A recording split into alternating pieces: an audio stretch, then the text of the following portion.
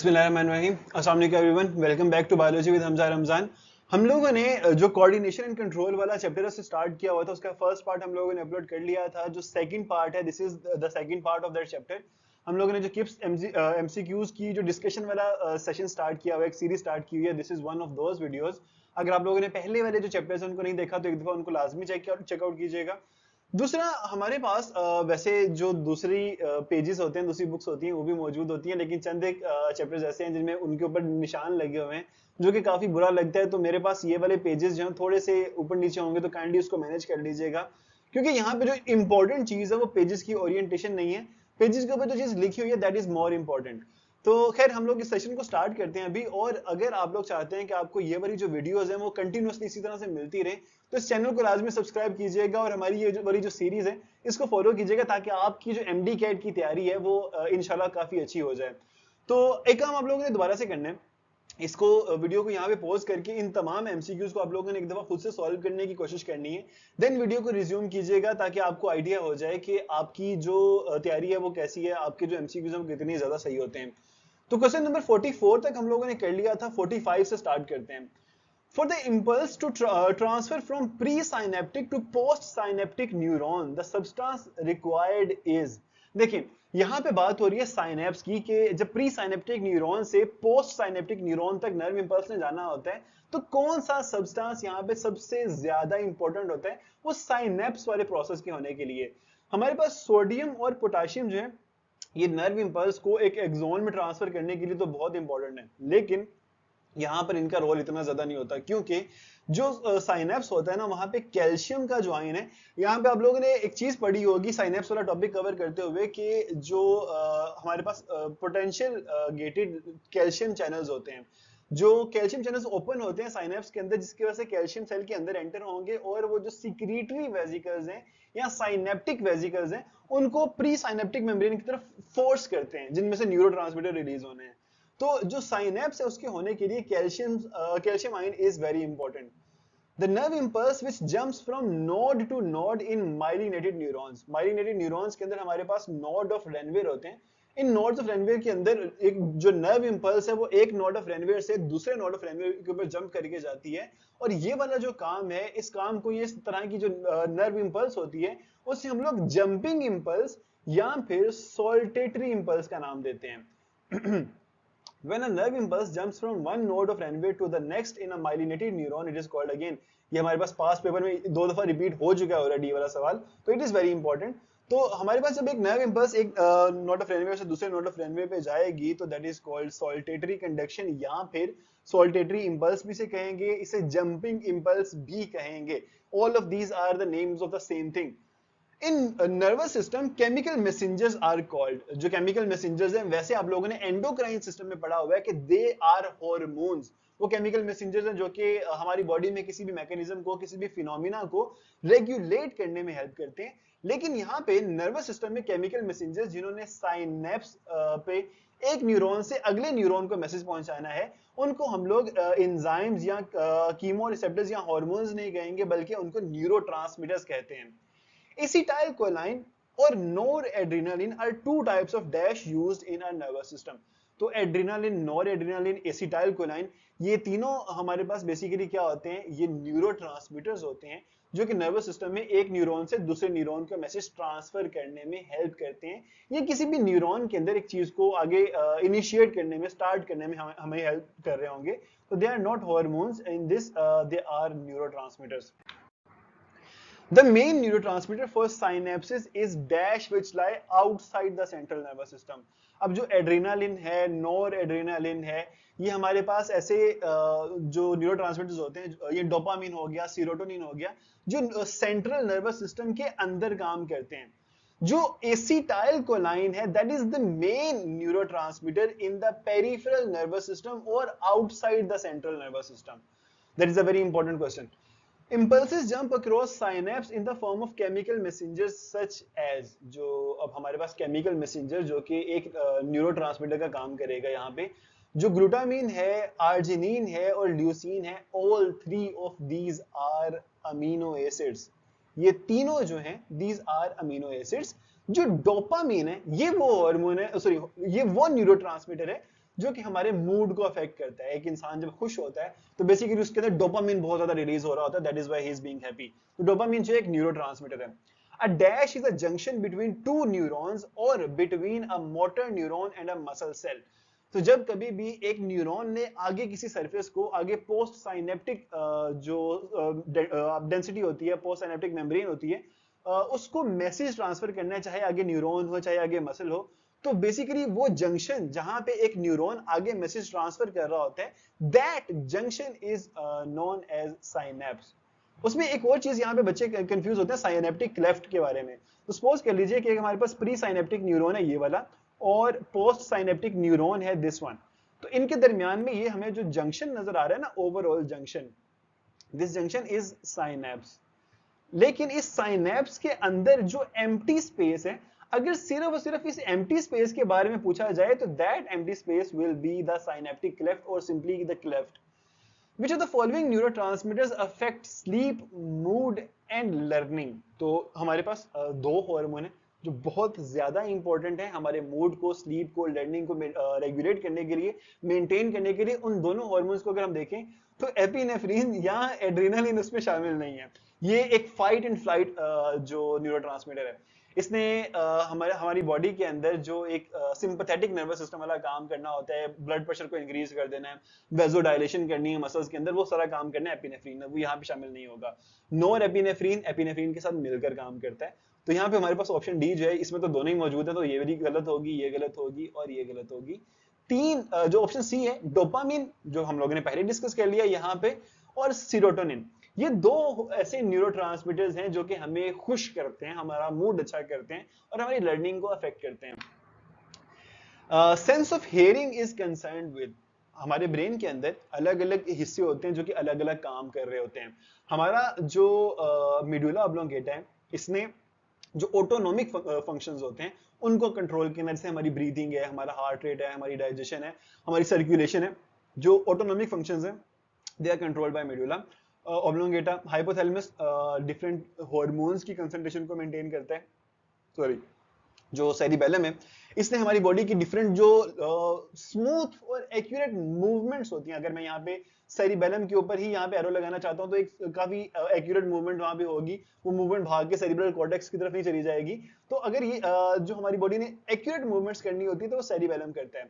जो cerebral cortex है ना, सेरिब्रल कॉर्टेक्स का ये काम होता है कि उसने इन सेंसेस को सुनना है। सेरिब्रल कॉर्टेक्स है कहाँ पे, हमारे ब्रेन का जो बाहर वाला हिस्सा है ना, ये वाला सारा, दैट इज सेरिब्रल कॉर्टेक्स। इसमें अगर मजीद आपको पूछा जाए कि सेरिब्रल कॉर्टेक्स या सेरिब्रम जो होता है, इसमें डिफरेंट लोब्स मौजूद होते हैं, frontal lobe, parietal lobe, occipital lobe, temporal lobe, ये अलग अलग लोब्स होते हैं जिनके अलग अलग काम होते हैं। तो temporal lobe will be the lobe जो कि हियरिंग के साथ कंसर्न्ड होगा। In humans, this part is called the emotion center of the brain. तो फोरब्रेन के तीन आगे आगे फर्दर जो वो पार्ट्स होते हैं, इनमें एक लिम्बिक सिस्टम आता है। लिम्बिक सिस्टम के अंदर एक छोटा सा सेक्शन होता है जिसका नाम होता है अमिगडाला। अमिगडाला ने हमारी बॉडी के तमाम इमोशंस को कंट्रोल करना होता है, that is the emotion centre of the brain. ये वाले क्वेश्चन को मैंने डिस्कस कर लिया कि लोब्स जो होते हैं वो सेरिब्रम के अंदर मौजूद होते हैं। कौन कौन से लोब्स हैं? जो फ्रंट पे पार्ट होगा इसे हम फ्रंटल लोब कहेंगे। जो हमारे ब्रेन का ऊपर वाला दोनों साइड्स पे हिस्सा बेसिकली मौजूद होता है, इसे हम कहते हैं पेरिटल लोब। जो पीछे वाला हिस्सा होता है यहाँ पे ये वाला, इसे हम लोग कहते हैं ऑक्सीपिटल लोब। और जो ये जो कनपटी वाला एरिया होता है ना, यहाँ पे टेम्पोरल लोब होता है। Cerebrospinal fluid circulates in all of the following parts except, तो अगर ऑप्शन ए को देखें, लेटरल वेंट्रिकल्स यहाँ पे सर्कुलेट करता है, डोर्सल वेंट्रिकल्स में भी सर्कुलेट करता है, लेटरल में भी करता है। जो सेंट्रल कैनाल है हमारे जो ब्रेन और स्पाइनल कॉर्ड के दरमियान में, यहाँ पे पूरी कैनाल होती है, यहाँ पे भी सेरिब्रोस्पाइनल फ्लूइड सर्कुलेट करता है ताकि हमारे सेंट्रल नर्वस सिस्टम को प्रोटेक्ट कर सके। Corpus callosum is inside the brain, उसके इर्द गिर्द यहाँ पे ब्रेन टिश्यू ही होगा, उसके इर्द गिर्द सेरिब्रोस्पाइनल फ्लूइड नहीं होगा। तो corpus callosum is the answer. Spinal cord के बारे में बात करें, spinal cord terminates at the level of, बच्चों ये वाली चीज काफी इंपॉर्टेंट है क्योंकि स्पाइनल कॉर्ड हमारी पूरी की पूरी वर्टिब्रल कॉलम में मौजूद नहीं होता। हमारा जो लंबार रीजन होता है, लंबार रीजन का जो सेकंड वर्टिब्रा होता है, वहां तक स्पाइनल कॉर्ड मौजूद होता है, उससे नीचे स्पाइनल कॉर्ड नहीं होता।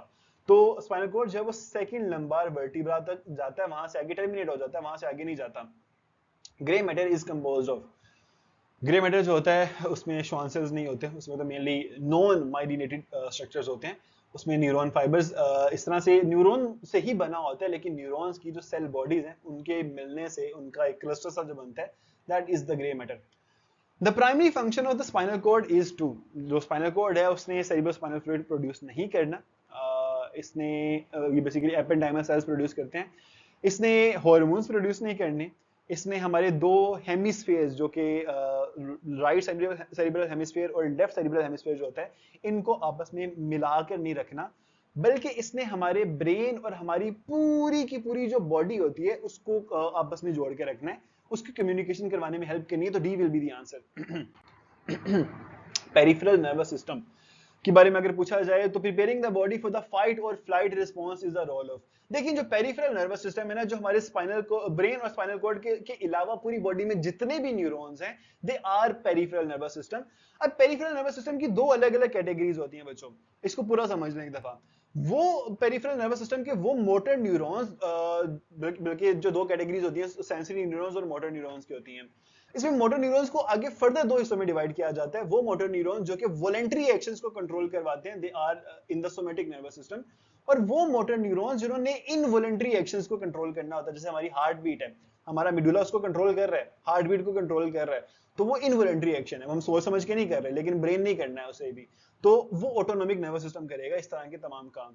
आगे ऑटोनोमिक नर्वस सिस्टम के आगे फर्दर दो अलग अलग हिस्से बन जाते हैं। एक चीज, एक पार्ट जो कि हमारी बॉडी को इमरजेंसी सिचुएशंस या फाइट और फ्लाइट सिचुएशंस के लिए प्रिपेयर करता है, that system is sympathetic nervous system, और जो इसको रेगुलेट बैक करेगा, नॉर्मलाइज करेगा, that is parasympathetic nervous system.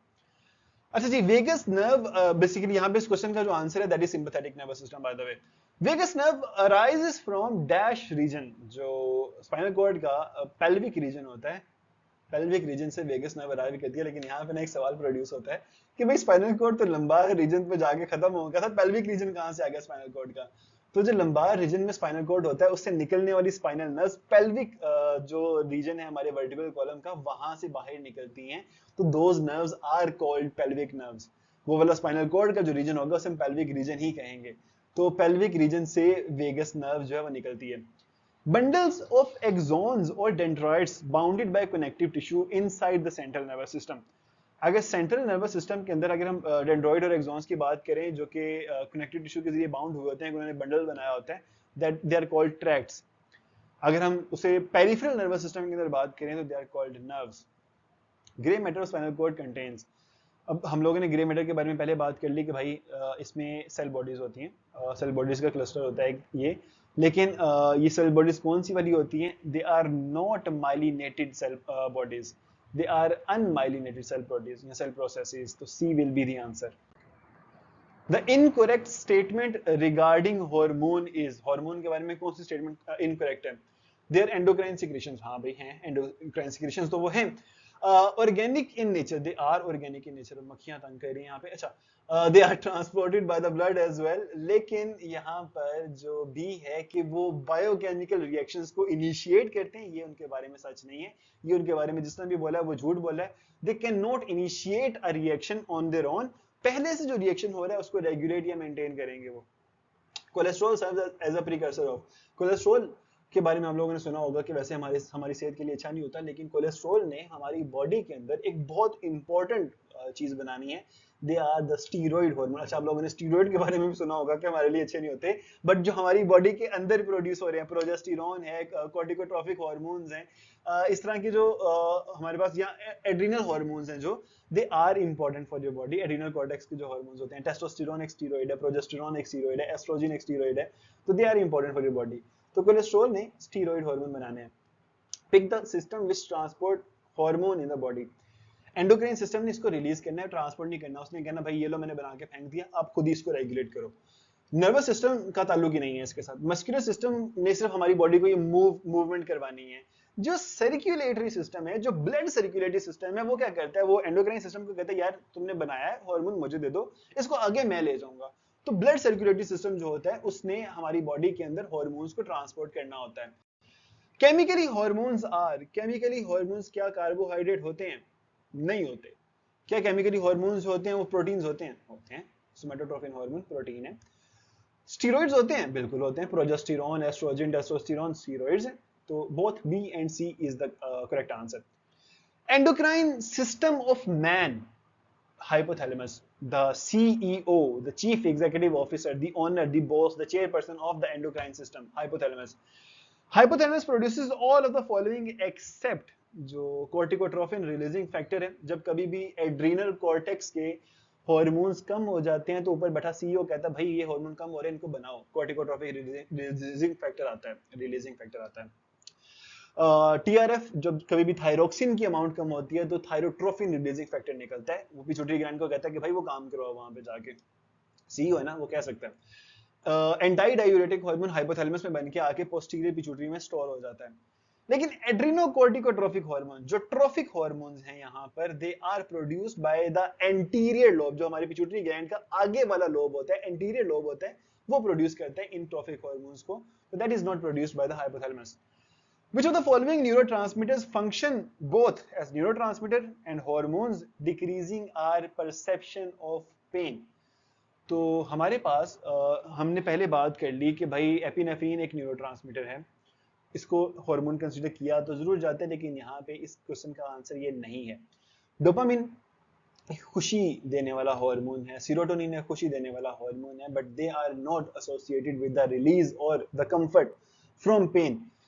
Endorphins एक ऐसा हार्मोन, ऐसे हार्मोन्स हैं जो कि न्यूरोट्रांसमीटर का काम भी करते हैं और हमारी जो पेन वाला एरिया होता है उसको नम करने का काम करते हैं, पेन को डिक्रीज करने का काम करते हैं. Pituitary gland is attached to hypothalamus by, pituitary gland जो होती है हाइपोथैलेमस के साथ एक सपोज करने के अगर यहाँ पे हाइपोथैलेमस है उसके साथ एक स्टॉक होता है जिसके साथ पिट्यूटरी जिसके जरिए पिट्यूटरी ग्लैंड जो है वो जुड़ा होता है वहां पे. इस स्टॉक को हम लोग इनफंडिबुलम का नाम देते हैं. What results in the production of large quantities of urine and great thirst. Urine की प्रोडक्शन को कम करने के लिए हम लोग एक हार्मोन बनाते हैं अपनी बॉडी में, दैट इज एडीएच, जो कि यूरिन में से पानी को निकाल लेता है. यूरिन की जो कंसंट्रेशन है प्रोडक्शन है वो कम हो जाती है. अगर यूरिन बहुत ज्यादा अमाउंट में प्रोड्यूस हो रहा है, प्यास बहुत ज्यादा लग रही है, इसका मतलब है कि एडीएच या वैसोप्रेसिन कम प्रोड्यूस हो रहा है, तो लैक ऑफ एल्डोस्टेरोन यहाँ पे कोई काम नहीं करेगा, लैक ऑफ ऑक्सीटोसिन का यहाँ पे कोई ताल्लुक नहीं है, ओवर सिक्रीशन ऑफ ऑक्सीटोसिन का ताल्लुक ही नहीं है यहाँ पे. लेकिन एडीएच एंटी डायूरेटिक हार्मोन या जिसको हम लोग प्यार से वैसोप्रेसिन भी कहते हैं, वो कम होगा तब हमारे पास यूरिन जो है वो काफी लार्ज अमाउंट में प्रोड्यूस होगा. Which of the following option correctly depicts neurosecretory hormone. हमारा हाइपोथैलेमस एक नर्वस सिस्टम का पार्ट है और इसने जो हार्मोन सिक्रीट करने हैं दोज आर न्यूरोसिक्रीटरी हार्मोन्स. तो इसमें पहले ही ऑप्शन ही हमारे पास सही है, ऑक्सीटोसिन और एंटी डायूरेटिक हार्मोन, ये दोनों हार्मोन हाइपोथैलेमस में प्रोड्यूस होते हैं, पोस्टीरियर पिट्यूटरी में आगे स्टोर हो जाते हैं. जब कभी भी हाइपोथैलेमस कहता है कि इनको रिलीज कर दो तो पिट्यूटरी जो पोस्टीरियर पिट्यूटरी ग्लैंड होता है वो कहता है जी हुजूर, और उनको रिलीज कर देता है. तो A is the answer. The pituitary gland is also called, pituitary gland का एक और नाम होता है एडिनो हाइपोफाइसिस और न्यूरो हाइपोफाइसिस, दोनों पिट्यूटरी ग्लैंड के एंटीरियर पोस्टीरियर लोब के नाम है, लेकिन पिट्यूटरी ग्लैंड को हम लोग हाइपोफाइसिस सेरेब्री का नाम देते हैं. B is the correct answer. The term master gland is used for, अब पिट्यूटरी ग्लैंड एक मास्टर ग्लैंड तो है, लेकिन पिट्यूटरी ग्लैंड के अंदर तीन लोब हैं, एंटीरियर, मीडियन और पोस्टीरियर लोब. कौन सा लोब मास्टर ग्लैंड है? वो लोब जो कि ट्रोफिक हार्मोन प्रोड्यूस करता है. और ट्रोफिक हार्मोन एक ऐसे हार्मोन्स होते हैं जो कि एक जगह पे प्रोड्यूस होते हैं और दूसरी जगह पे जाके उसके काम के अंदर टांगे अड़ा रहे होते हैं, उसके काम को कंट्रोल कर रहे होते हैं, और एंटीरियर लोब जो है वो ये काम करता है. High level of thyroid stimulating hormone can be seen in all conditions except thyroid stimulating hormone कौन सी कंडीशन में नहीं होता? जब कभी भी थायरोक्सिन का लेवल पूरा होगा तो हमारे पास थायराइड स्टिमुलेटिंग हार्मोन जो है वो वहां पे नहीं होगा. थायरोक्सिन का लेवल कब जब पूरा होता है तो थायरोट्रोफिन रिलीजिंग फैक्टर नहीं आता. देखिए हमारी बॉडी के अंदर ना थायरोक्सिन जो है जब कभी भी डिक्रीज होता है तो हाइपोथैलेमस थायरोट्रोफिन रिलीजिंग फैक्टर निकाल देता है, जो कि पिट्यूटरी ग्लैंड को जाके कहता है थायराइड स्टिमुलेटिंग हार्मोन बनाओ. तो जब थायरोक्सिन का लेवल पूरा होगा तो इसका लेवल कम होगा और फिर यहाँ पे इसका लेवल भी कम होगा. All of the following are releasing factors except corticotrophic releasing factor, thyrotrophin releasing factor, somatotrophin releasing factor. Prolactin inhibiting hormone है ये, PIH है, PIF नहीं है, प्रोलैक्टिन इनहिबिटिंग हार्मोन. तो this is not a releasing factor. This is an inhibiting factor. Hyperfunctioning of anterior pituitary causes all except hyperthyroidism तब होगा जब thyroid stimulating hormone बहुत ज्यादा आ रहा है, वो एंटीरियर पिट्यूटरी की वजह से होगा. ओके. जाइगेंटिज्म तब होगा जब सोमेटोट्रोपिन हार्मोन बहुत ज्यादा आ रहा है, ये भी एंटीरियर पिट्यूटरी की वजह से होगा. हाइपर कॉर्टिकल स्टीरॉइडिज्म जब एड्रीनोकॉर्टिकोट्रोफिक हार्मोन बहुत ज्यादा प्रोड्यूस होंगे, वो भी एंटीरियर पिट्यूटरी ने करने हैं. लेकिन डायबिटीज इंस्पाइडस जो है ये तब होता है जब एडीएच जो कि हाइपोथैलेमस प्रोड्यूस करता है उसकी कंसंट्रेशन कम हो जाती है. Diabetes insipidus is associated with, हम लोगों ने अभी भी बात कर ली, it is associated with ADH vasopressin hormone. ADH का दूसरा नाम वैसोप्रेसिन हार्मोन है, इसका निक नेम है. which one of the following is not a trophic hormone? कौन सा ऐसा हार्मोन है जो कि ट्रॉफिक हार्मोन नहीं है? तो ये भी ट्रॉफिक हार्मोन है, दूसरे ग्लैंड को कंट्रोल कर रहा है. ग्रोथ हार्मोन ये भी थायराइड ग्लैंड के साथ मिलकर काम करेगा, उसको कंट्रोल कर रहा है. It is also trophic hormone. Adrenocorticotrophic hormones के नाम में ट्रॉफिक हार्मोन है, लेकिन एडीएच एक ट्रॉफिक हार्मोन नहीं है. High level of melanophore stimulating hormone can be seen in all except Addison disease में लाजमी तौर पे होते हैं. प्रेगनेंसी के अंदर स्पॉट्स बन जाते हैं स्किन के ऊपर, वो इसकी एमएसएच की वजह से होते हैं. हाई सनलाइट एक्सपोजर की वजह से हमारी स्किन जो डार्क होती है वो इसकी वजह से होती है, लेकिन कुशिंग्स डिजीज के अंदर ये नहीं होते. When secretion of ADH antidiuretic hormone is increased, the amount of water reabsorb. अब इसने काम ये करना है कि इसने पानी को रीअब्सॉर्ब करवाना है यूरिन से. तो जब ये खुद इंक्रीज हो रहा है तो पानी की रीअब्सॉर्प्शन भी इंक्रीज होगी, डिक्रीज तो नहीं होगी. Pituitary gland releases dash hormone and dash hormone while ovaries produce dash and progesterone. Okay. Pituitary gland से हमारे पास follicle stimulating hormone आता है, जो ovaries होती हैं इसके बदले में एस्ट्रोजन बनाती हैं, जिसकी वजह से पिट्यूटरी ग्लैंड ल्यूटिनाइजिंग हार्मोन बनाता है और ultimately it results in the production of progesterone. तो follicle stimulating hormone, luteinizing hormone, estrogen hormone and progesterone. यहाँ पे हमारे पास A is the answer. In male luteinizing hormone is also known as luteinizing hormone, जो कि female में egg को release करवाता है, मेल के अंदर स्पर्म प्रोडक्शन में हेल्प करता है. इसको या टेस्टोस्टेरोन को बेसिकली रिलीज करवाने में काम करता है. इसको हम लोग इंटरस्टिशियल सेल स्टिमुलेटिंग हार्मोन का नाम देते हैं.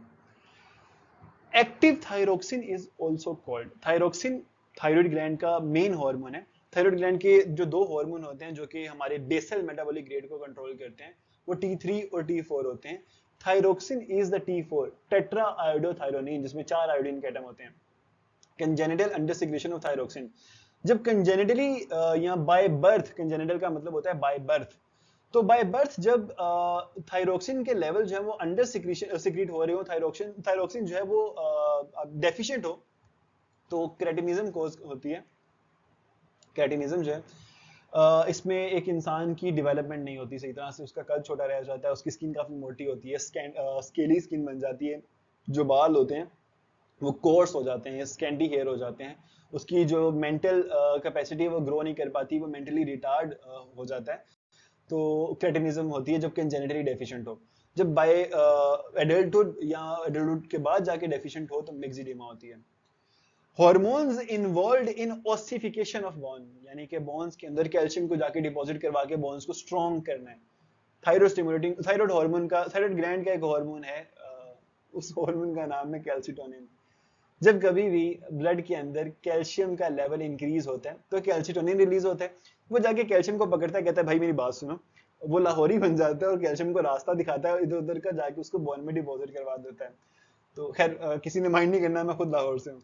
तो खैर कैल्सिटोनिन जो है उसने कैल्शियम को बोन में डिपॉजिट करवाना है. High level of thyroid stimulating hormone can be seen in all conditions except. Thyroid stimulating hormone जो होता है उसने थायराइड को कहना है कि थायरोक्सिन प्रोड्यूस करो, वो हमारी बॉडी में बेसल मेटाबॉलिक रेट को इंक्रीज करेगा, जो कि स्ट्रेस में भी होता है, ग्रोथ में भी होता है, ब्रेन डिफरेंशिएशन के अंदर भी होता है. लेकिन जब ऑलरेडी थायरोक्सिन का लेवल ब्लड के अंदर काफी ज्यादा है तो थायराइड स्टिमुलेटिंग हार्मोन का क्या काम है भाई? कोई काम नहीं है. This is the right answer. Brain cells fail to differentiate in, हम लोगों ने थोड़ी देर पहले बात की थी कि जो इंसान बाय बर्थ उसमें थायराइड ग्लैंड के हार्मोन जो है वो डेफिशिएंट होते हैं, उसको क्रेटिनिज्म होती है जिसमें ब्रेन जो है वो रिटार्ड हो जाता है. मेटामॉर्फोसिस इन एम्फीबियंस, मेटामॉर्फोसिस जिसमें एक ऑर्गेनिज्म अपनी लाइफ के एक फॉर्म, एक स्टेज से, एक फॉर्म से दूसरी फॉर्म में कन्वर्ट होता है. आपने मेंढक के लार्वा देखे होंगे, वो आगे एडल्ट मेंढक में कन्वर्ट होते हैं, फ्रॉग में कन्वर्ट होते हैं, दैट इज मेटामॉर्फोसिस. इसको जो थायराइड हार्मोन्स होते हैं वो कंट्रोल करते हैं. Due to hyper secretion of thyroxine there is increased BMR basal metabolic rate, हमारी बॉडी कितनी स्पीड में फूड को डाइजेस्ट कर रही है, and exophthalmic goiter this occurs in, ये जो चीज होती है किस डिजीज में ऐसा होता है, तो ये बड़ी मशहूर डिजीज है, इसको हम कहते हैं Graves disease, like not literally Graves disease, लेकिन ग्रेव साइंटिस्ट का नाम था, ग्रेव्स डिजीज है ये, the deficiency of which micro nutrient causes goitre formation. देखें, हमें पता है कि आयोडीन जो है वो थायराइड ग्लैंड के लिए काफी इंपॉर्टेंट है। आयोडीन अगर नहीं आता तो थायराइड ग्लैंड जो अपने हार्मोन नहीं प्रोड्यूस करेगा। जैसे ही T4 या थायरोक्सिन कम होगा तो पीछे बैठा हुआ हमारा एक बॉस जो हाइपोथैलेमस है, वो क्या करेगा, थायरोट्रोफिन रिलीजिंग फैक्टर निकालेगा। थायरोट्रोफिन रिलीजिंग फैक्टर जाएगा पिट्यूटरी ग्लैंड के पास, भागा जाएगा, कहेगा यार बॉस कह रहे हैं कि T4 प्रोड्यूस नहीं हो रहा। पिट्यूटरी ग्लैंड आगे से करेगा थायराइड स्टिमुलेटिंग हार्मोन को प्रोड्यूस। अब थायराइड स्टिमुलेटिंग हार्मोन ने कोई इधर उधर की बात नहीं सुननी, उसने जाके थायराइड ग्लैंड को कहना है यार तुम्हें नहीं पता ऊपर से ऑर्डर आ रहा है कि T4 प्रोड्यूस करो। वो दो काम कहेगा, एक कहेगा कि T4 प्रोड्यूस करो, दूसरा कहेगा अपने सेल्स को इंक्रीज करो। तो वो बार बार जो TSH है वो आता रहेगा थायराइड ग्लैंड के पास, लेकिन उसके पास T4 प्रोड्यूस करने के लिए आयोडीन ही नहीं है, तो it will result in the formation of goitre. तो आयोडीन की कमी की वजह से गोइटर होता है। खैर this is the second part, इसका एक और थर्ड पार्ट भी आएगा जो कि इंशाल्लाह आज रात तक या फिर कल तक आ जाएगा, तो आप लोगों ने उसको लाजमी देखना है और इसको अपने दोस्तों के साथ लाजमी शेयर करें, क्योंकि आप लोगों का तो फायदा होगा ही होगा, उनका भी फायदा होगा और अल्टीमेटली मेरा भी फायदा होगा। तो अल्लाह ताला आप सबको कामयाब करे, आप लोगों की ये जो मेहनत है, हमारी सबकी जो मेहनत है उसको अल्लाह ताला जो है वो फल लगाए उसको। तो इंशाल्लाह आपसे नेक्स्ट क्लास में मुलाकात होगी। अपना ढेर सारा ख्याल रखिएगा। टेक केयर, अल्लाह हाफिज।